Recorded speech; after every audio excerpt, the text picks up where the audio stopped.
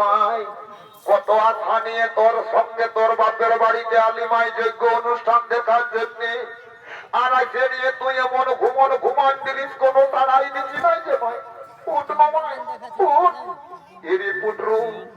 মায়ে যে কোনো সাড়াই দিচ্ছে নাই কি হয়েছে কি কিছু বুঝতেই যে পারছে না রে বাবু চল রে বাবু চল আজ আমরা যার জিনিস তাকে ডাকে আনবো রে বাবু কোথায় বাবা ভোলানাথ তাড়াতাড়ি ছুটে এসো বাবা তাড়াতাড়ি ছুটে এসো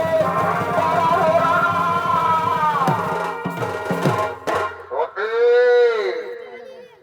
কি সতী অমন ভাবে মাটিতে পড়ে রয়েছে কেন সতী উঠে এসো সতী তুমি আমার সঙ্গে কথা বলো একই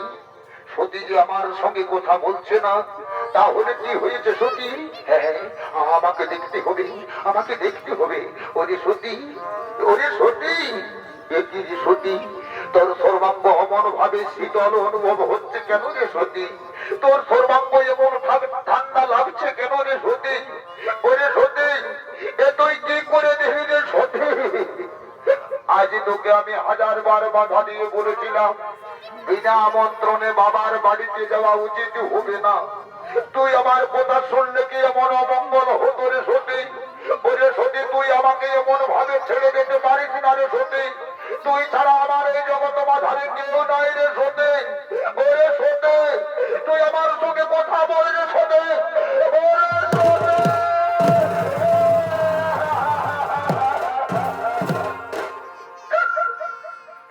আরে শেষের দিনে সেজন দিনে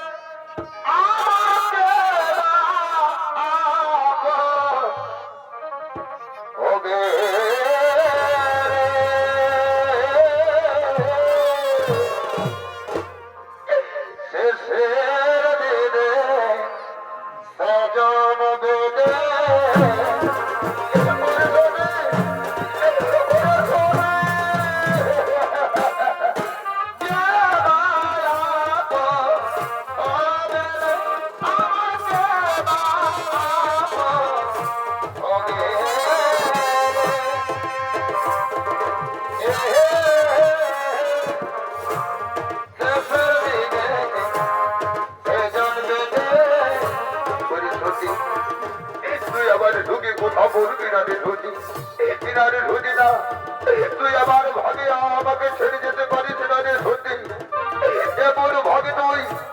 এমন ভাগে তুই আমাকে ছেড়ে যেতে পারিস না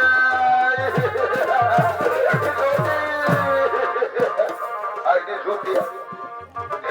তুই আমার কাছে আইনি সত্যি তোর বিরুদ্ধে ঢুকে আমি কাঁধে লইয়ে ত্রিভুবন মাঝারে ঘুরে বেড়াবো রে সত্যি তবু তোকে আমি ছেড়ে দেবো না রে সত্যি তবু আমি তোকে ছেড়ে দেবো না আইরে সত্যি আয় তুই আমার কাঁধে আয়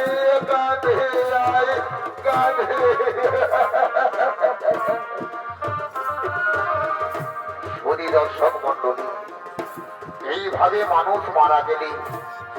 আত্মীয় স্বজন পুত্র পরিজন বন্ধু বান্ধব যে যাই থাকুক না রে বাবা শেষের দিনে কিন্তু কেউ কারণ সবাই নিজের কাজে যুক্ত হয়ে যায় আর সবাই মিলে বলে